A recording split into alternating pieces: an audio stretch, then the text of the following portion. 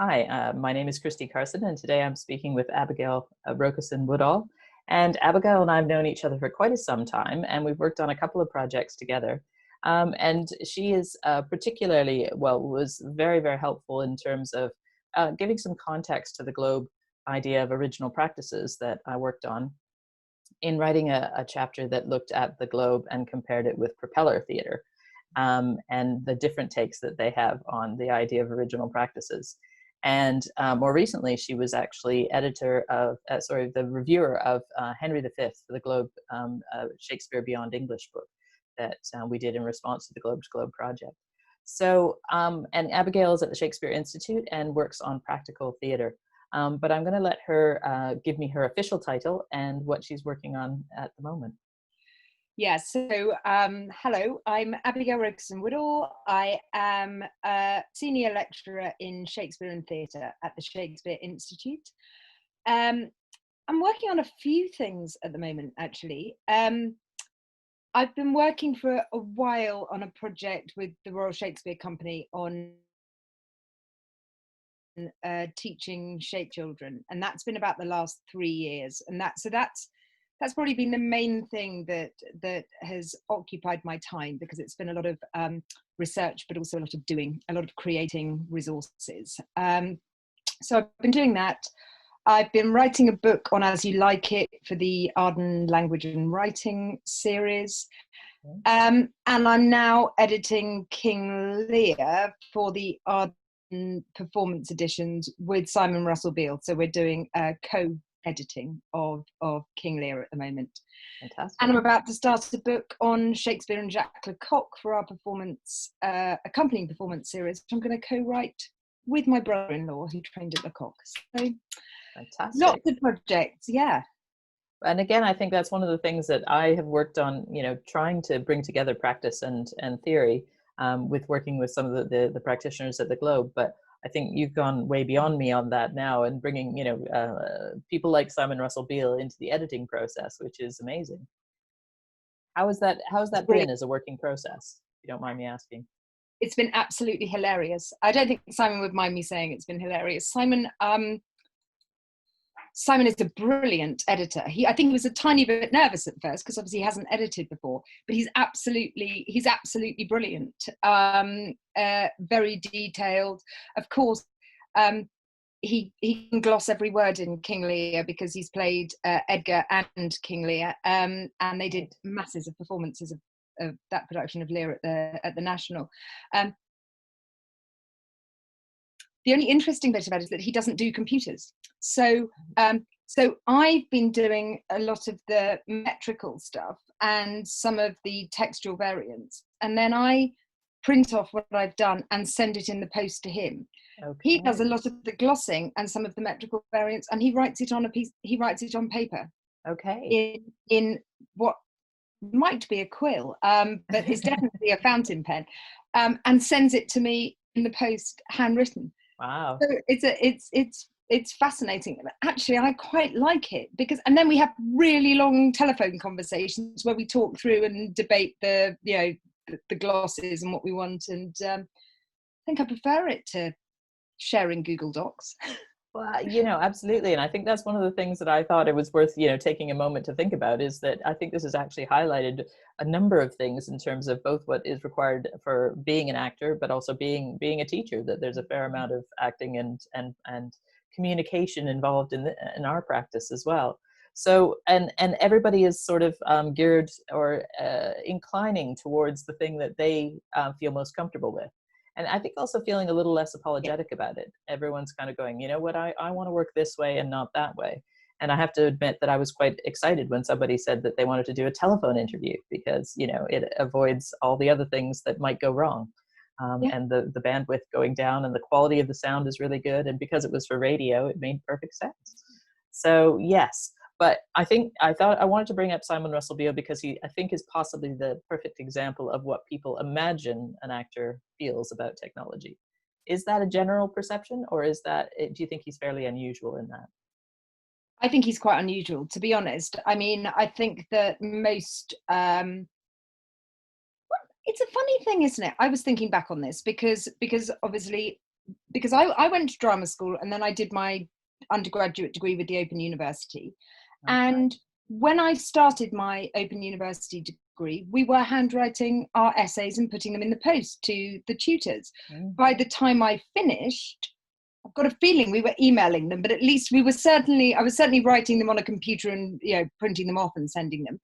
And by the time I started my MA at King's the following year, we were pretty much doing everything online. So that very, very fast kind of period of transition. And I suppose if you didn't go through that period of transition in education, actually, why would you have needed to use it? I mean, my husband's an actor and he hates reading things online. So the second he's sent a script, he then uses kind of, you know, reams and reams of paper and ink to print the thing off. Right. Because it's sort of, you know, you sort of he wants to scribble on it and do think he doesn't want it online. So I think that a lot of actors just haven't needed to use it. But equally, I know a lot of younger actors for whom, you know, Zoom, because of the need, they now know their way around Zoom so well, they can run a full day of rehearsal and have different people rehearsing different scenes in different breakout rooms. And, you know, so I think it's when you need to do something, isn't it, that you learn, really. Absolutely. And I think, as you say, it's a generational thing in terms of people's comfort level in experimenting. I think there's one of the things that's worth thinking about is whether or not, yes, we're going to be divided more by generation than we are by profession or, you know, inclination. So that's one of the things that I think is emerging as people start to experiment. And again, you know, my parents who are in their, you know, 80s are happy with Zoom. My dad has no problem at all, but it's because it's a means of communicating with us. And so I don't think they use it a great deal for other formats, although I think they, you know, meet with some of their other friends that way as well. So again, it's a really interesting and developing time. So I thought it was worth taking some time to find out what different people are doing. Absolutely. So were you, before the lockdown, doing anything online at all in terms of your teaching? We were, but not like this. So, I mean, the Shakespeare Institute has always had distance learning students. We've always had DL students. And we've also always had PhD students who are sometimes at a distance from us. So a Skype supervision, for example, I hadn't ever used Zoom before, but a Skype supervision was not something particularly unusual. In terms of the distance learning students, though, what we were really doing was filming what we were doing on site in a lot of cases. So, and, you know, manning discussion boards where the students would discuss things. But in terms of us doing stuff, it's Panopto recording. It's a camera in the corner that is recording the seminar that we're giving. Right. And that's going to change, because I don't think it's entirely satisfactory for somebody to get what basically is a sort of spider's eye view. Yes. And it's been quite interesting. I mean, the first module that I actually had to run online was run online before, so I didn't have an online version. I recorded the lectures on Panopto, but me looking at the camera and sharing my slides. And a lot of the students said, actually, it's really great because you're sitting right in front of the camera. We're getting your head, and also we can hear you really clearly. Whereas, you know, if you've got quite a big echoey room and you've got a single microphone, sometimes the sound's a bit blurred, and people cough and people sneeze and people have their computers, and there's just sort of residual noise, isn't there? Which absolutely. This bespoke stuff has taken a bit more getting used to. And so what have you had to do since the lockdown has happened in terms of converting materials? The first thing I did was teach a the pedagogy module. And that was tough because that is supposed to be a solid 6-day course that runs in association with the RSC, and part of the experience of it is doing workshops. So I think it is fair to say that you only really get a sense of what rehearsal room pedagogy looks like by doing it. And watching other people do it is okay. I think reading about it, I think, doesn't give you a sense of what it feels like much at all. So the first thing was trying to work out how that module goes online, and the RSC has got lots of videos and lots of very, very good films of their work in practice. And actually some of the students said, actually this was really great because I got to see kids doing it and I got to see how it works. So if people have ever been skeptical, if you're a group of MA students in a room all taking part in a workshop, you're thinking, yeah, but come on. I mean, put a bunch of 15-year-old boys in this room, please, get on with that. And actually, they said it was quite nice for them to see, yes, actually, they do. They get engaged and they do it. So I think that was quite, I think that side of it has been good. And companies like Intermission, Shakespeare Schools Foundation, Kelly Hunter's Flute Theatre, they all recorded bespoke pieces for us mostly on Zoom, but and produced resources. And then we had conferences, so 8 faces on a screen. For me, that is the least satisfactory part of it at the moment. Okay. But at that point we didn't have a university Zoom license. We were using some different software which didn't have quite as good a facility for all the things you can do, like raising your hand and that stuff. Yep. I think that Zoom is better, but the thing I did find quite hard is that a seminar for me becomes a really lively conversation, and people butt in. People so they hear someone say something, they go, oh, me, and kind of cut in, and then somebody responds to somebody else. And I found that people facing forward on a camera on mute were quite tentative about unmuting. Like, maybe as well, people unmute when they've actually got something to say. So if they were just going to go, yeah, me too, yeah, I've done that, yeah, I did a workshop with them, or something that just keeps a kind of sense of life in the room, they don't tend to unmute to do that. They tend to unmute to say something more considered. I've had lots of conversations with people about that. Some people say it's brilliant. I don't have a whole load of students all trying to talk at the same time, and they really listen to each other and they think before they speak. But I have to say that get that kind of conversation going. Well, and again, I think it depends on what your classroom is like, whether you encourage that kind of interaction, and also whether you personally sort of feed off it as well. I think that's the other thing that's difficult about this kind of environment, is if you quite like to get some feedback and some nods and smiles, while you're going along, and positive reinforcement, then that doesn't happen so much if everybody's muted. But I do, yes, I mean, I think it was the Speaker of the House who said he loved the mute button when he was, working with the MPs online. So there are people who speak for the sake of speaking. And so again, it weeds those people out. But yes, in terms of developing a cohort, I mean, these were people that you already knew, presumably. Is that the case? Yes, but they didn't. No, well, actually not in all cases, because in fact, in most cases, most of the 2/3 of them I only knew as distance learners, and I hadn't had kind of face to face with them. They'd watched me because they'd watched recorded lectures and seminars, and I'd communicated with them by email and in discussion boxes, but I didn't actually know them. 3 of them I did, because they had been full-time on-site students this last year and were just obviously were just online because of the pandemic. So but interestingly, they didn't at the beginning know each other.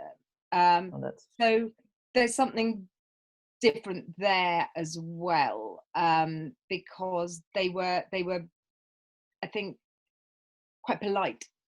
Um, Not that our students aren't polite anyway, but you know, there's a sort of online etiquette kind of politeness. So yeah, I think it'll take some getting used to.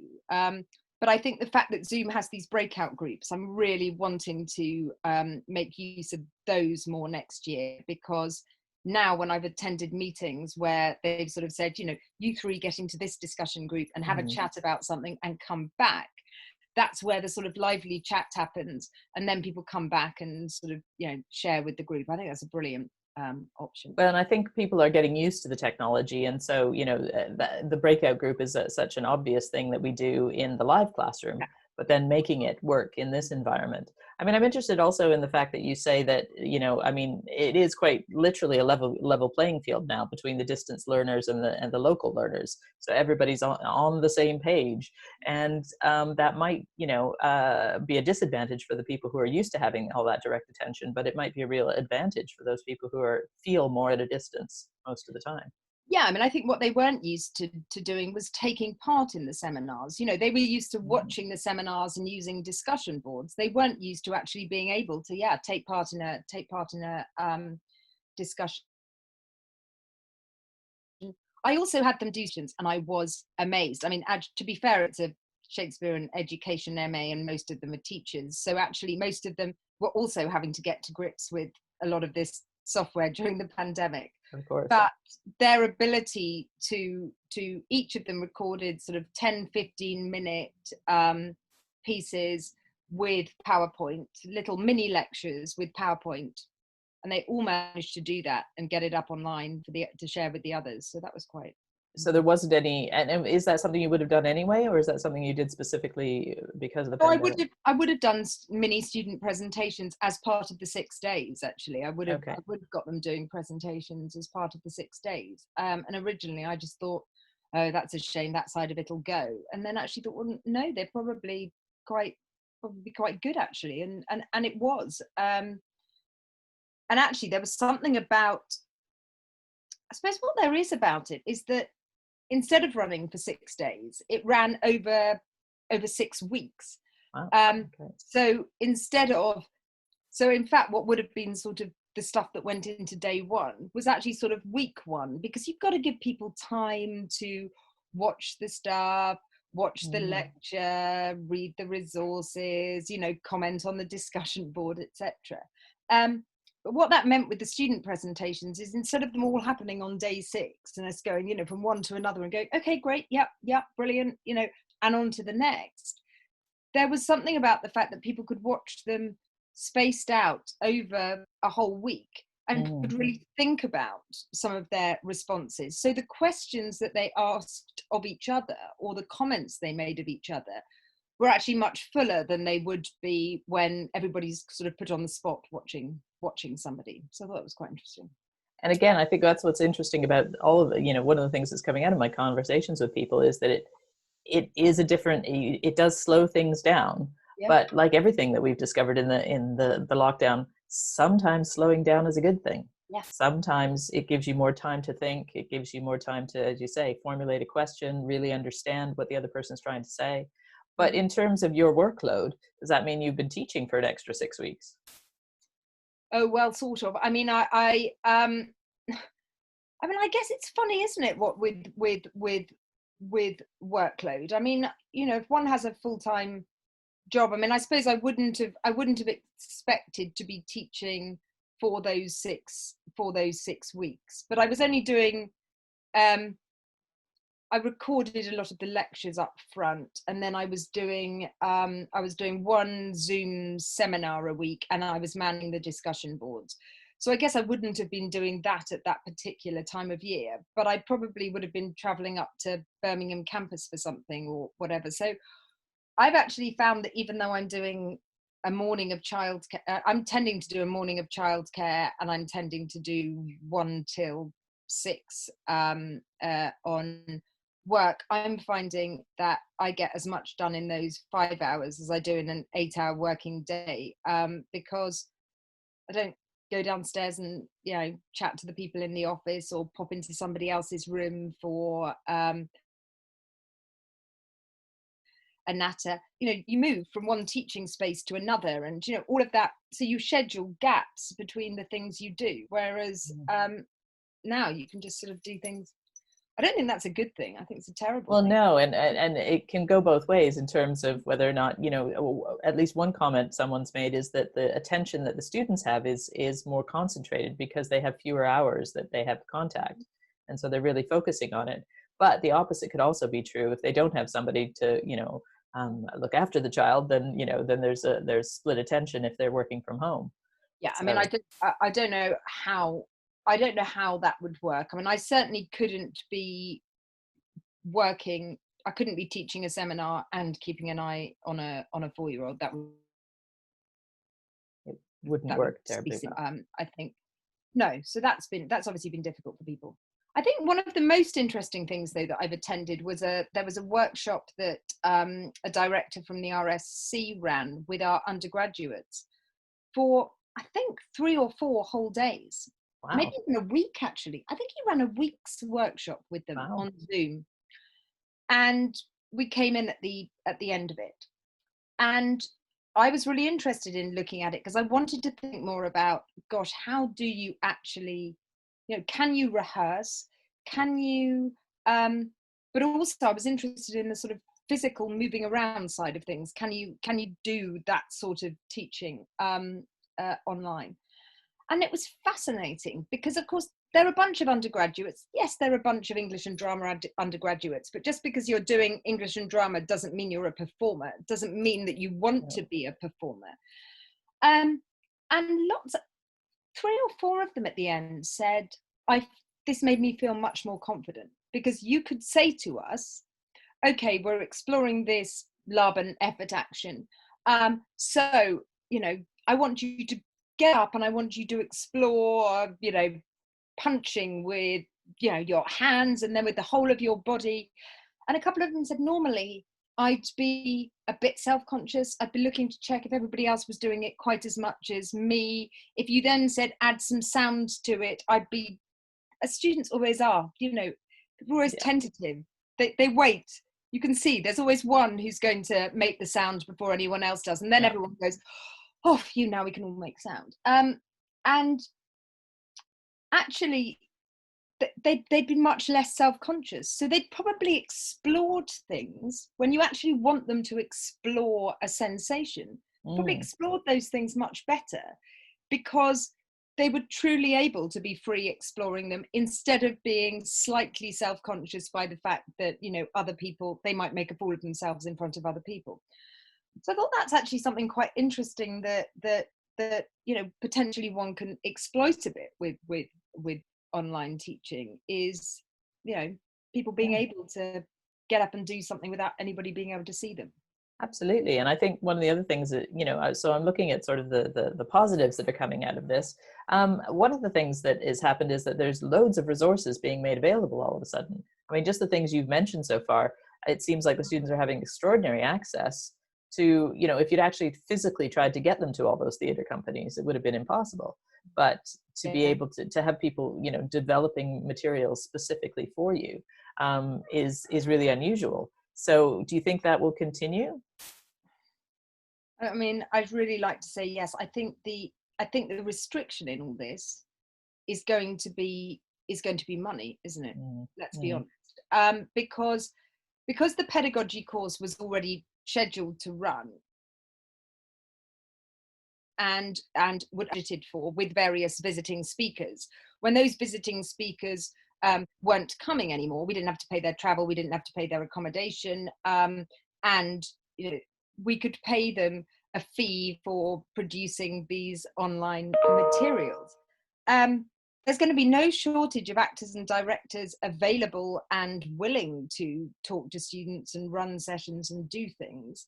But it's just going to be a matter of where the financial resource is for all of that. So mm. of course there will be some, because well, there will for us, but partly because of, because we work in collaboration with the RSC, and so, a number of our courses have practitioner input. We will have those practitioners, and yes, as you say, we might be able to get someone we wouldn't otherwise be able to get, because they're not going to have to travel from somewhere.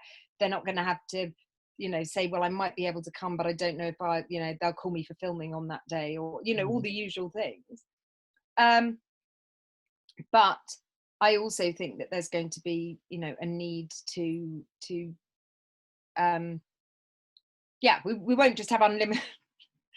I mean, in an ideal world, if you had unlimited resources, I could, get half the acting profession doing stuff. But well, that would be nice. But again, one of the things that I'm wondering about is what you'll take forward from this. I mean, those examples from the different companies now exist. Can you then reuse them? I mean, it's something that actually I worried about with us, recording lectures, but is there an option to build up a sort of database almost of resources? I guess there could be, if we decide. I think it would depend. Some elements of those resources could certainly be reused, and I think we could certainly edit them with the permission, obviously, of the people who did them. We could edit them in particular ways. I'd say they're quite bespoke at the moment, because this to the pandemic. There's quite a lot of people going, "Hi, we'd really love to be with you, running a workshop and meeting you all," but but with a bit of editing, I guess. I guess some of those resources, one could build up a bit of a bank of them. And I guess the other question I have is, did you, I've been watching lots of things that were streamed online. Have you been directing the students to any of those resources that are more available we now? have. We have been directing students to resources, and we've been having this is something really nice that's come out of the pandemic. We've been having a weekly Thursday meeting of the Institute. Wow. Which has been in place of, I suppose, the Thursday, the traditional Thursday seminar. And it's had kind of two bits to it. At the beginning, it felt like it was desperately needed for all the questions that everybody had about what on earth's going on, what's going to happen to my assessments, and all of that sort of thing. But down, it's become, the first half has just become a kind of chat, and the second half has become some kind of structured activity run by different people. I mean, today we had mindfulness. We've had interviews with actors, and students have run quizzes, and there've been a real range of stuff. But what it means is that we've all been having conversations. I know what people have been doing in the pandemic. I know that Tiffany Stern accidentally ordered 6 boxes of what she thought were chili Doritos, and turned out not to be. So we've all been it's this really nice kind of just chatting about things, sharing tips of where people could get things at the beginning, and a sense of community that is different from getting together at a Thursday seminar, which has a level of formality to it. So this sort of informal get together. Well, and I was saying, that I don't think I've, chatting to you in your home and me chatting from my home, it expands the boundaries of our normal interaction. And that's the same with the institution, that the formality, as you say, is sort of at the door, and you're supposed to leave your home environment behind you. But in fact, we have no choice but to bring the home environment into it. And everyone's more relaxed and a bit more comfortable because they're in their home environment. There's even the presenters are not, doing makeup and hair quite as much as they used to. And there's something really nice and authentic almost, I suppose you might call it.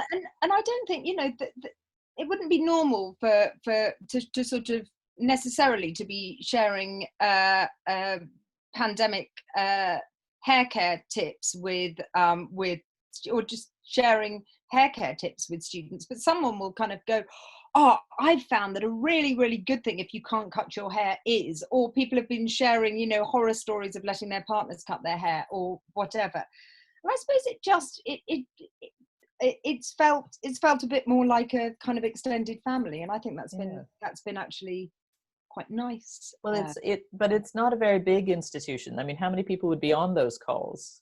Yeah, you see, we're probably around I guess at the height we probably had about 40, but Okay. you know, regularly there's probably about 30 of us on a Right. call like that.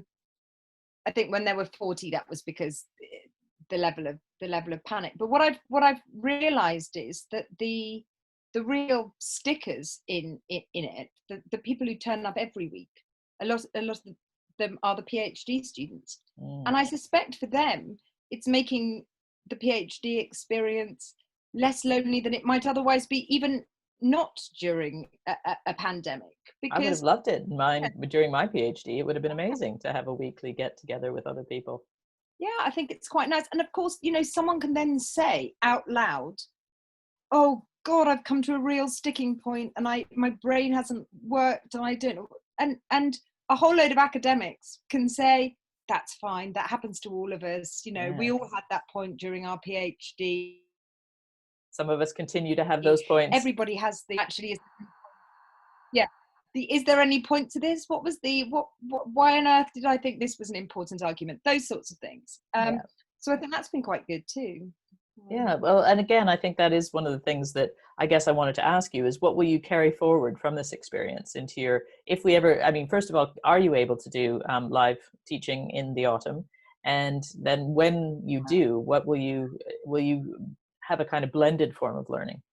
We're going to do bimodal learning. Well, we're planning for bimodal learning next year. I think the reason for that is we're very much hoping that we will be physically in the building, but Okay. we're quite aware that not everybody necessarily will be physically in the building. I mean, we were contacted by a student in Australia who said, you know, Australia is putting a travel ban in place until January, so Wow. we won't be able to, you know, get there for the first semester. Is that a problem? Well, no, it's not, because we're used to DL, and we're going to have kind of additional support and provision in place. I think the other thing is that you know, let's hope there's not another wave of Yeah. this, but you know, people don't know, and I think we just want to make sure that next year we're so prepared that if, or you know, or there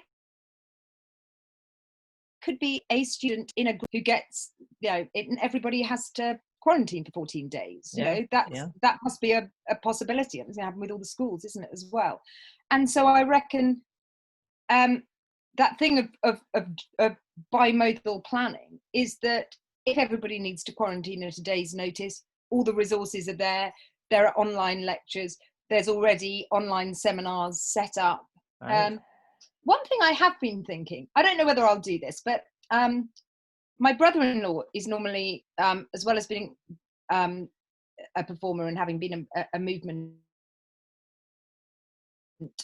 teacher, he's now a Feldenkrais practitioner, and he's been running something called Feldenkrais in, you know, something like Feldenkrais to get you through the crisis, and he's been running it on Facebook as a 30-minute lesson every Okay. morning. So actually he can't see us, and although he's talking at us and telling us what to do, we you know, he can't sort of see whether we're doing it right, but also that means that I know that nobody can see me, which is also quite a good thing.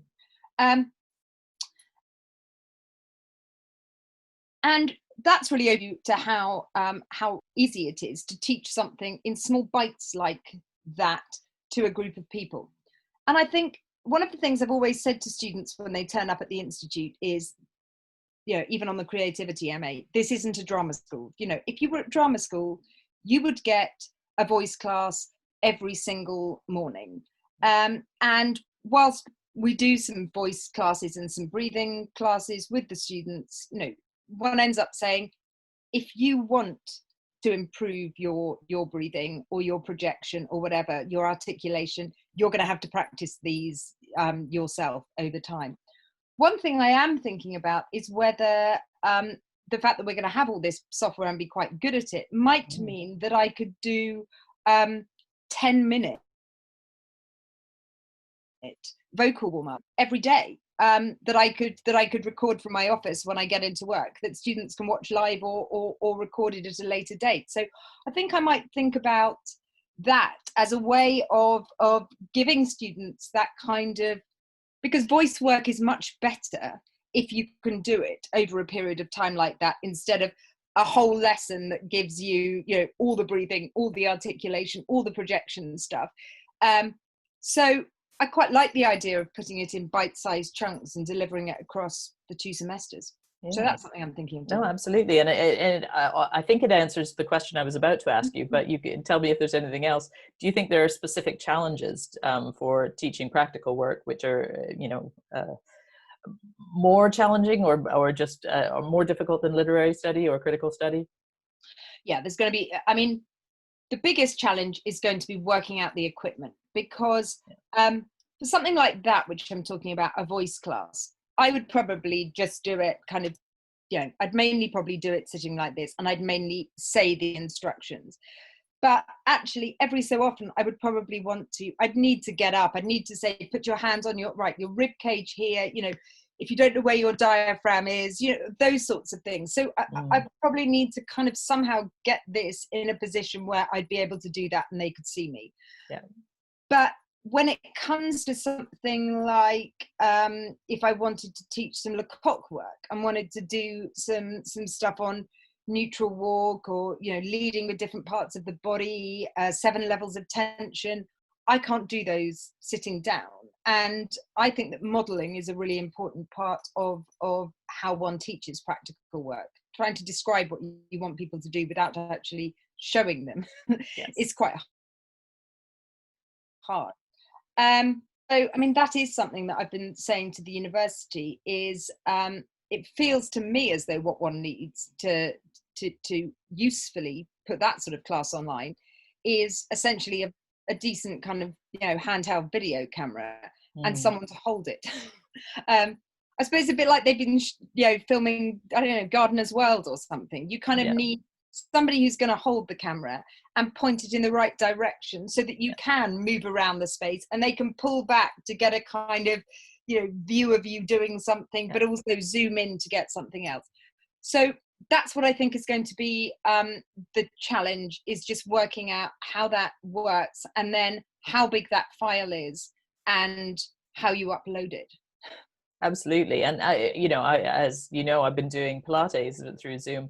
And one of the great things about it is that you can see yourself. So it's like doing it in a mirror, but then you can also, you know, people can model themselves against you. But there's an enormous amount of readjusting the mat. You know, now we're standing up, now we're sitting down, now you have to, you know, so people are doing it themselves. But I think it helps, even if you aren't able to correct everyone, if you make a correction on someone, they can see whether they've done it as well, you know, which again, I think quite often, sometimes you'll hear it, sometimes you won't hear it. But yeah, physical things I think actually work quite well on Zoom, surprisingly well.